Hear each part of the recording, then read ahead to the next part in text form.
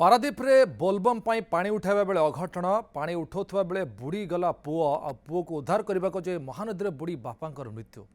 मृत व्यक्ति निमडी ग्रामर ईश्वर बारिक गुरुतर पुओ को कुजंग मेडिकल स्थानांतर कर बेले एवं से सुस्थ अच्छी। एवं दुखद घटना भूतमुंडई पोल तल महानदी रे घटी। आज निमडी ग्रामर ईश्वर बारिक तांका पुओ को धरी बोलबम पानी उठाइबा आसिथिले। पुओ छोट थिबारु सांगरे धरी आसिथिले ईश्वर पानी आनी पूजा करने समय पानी खड़ू भासी जीवरु पुओ गड़ू आने जाई भासी जाइथिला।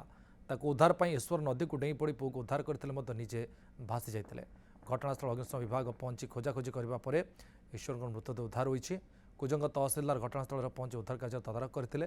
प्रशासन पक्षरु पानी उठाइबा पई कराଯାଇଥିବା घाट बदଳରେ ସେମାନେ अन्य स्थानରୁ पानी उठाउଥିବା तहसीलदार प्रकाश କରିଛନ୍ତି। पुआ पानी धरिया को जाइतिला मग पड़ीगला दौड़ी के जीवा मगाने मना कर पशि जाइतिला पुआ को उद्धार करिया को दौड़ी के पळेला।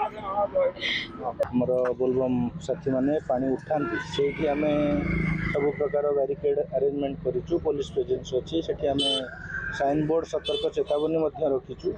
किंतु ये जो चली गले जे हमर ईश्वर बारिक अच्छे सी तांकर पिला सहित आरपट साइड रे पानी उठेबा को चेष्टा करुथिले। सेठी तो किसी व्यवस्था नाही राति अंधार भितर जानी होउनी तो से एकुटिया बोधे तांको पिला सहित एपटे उठाउथिले।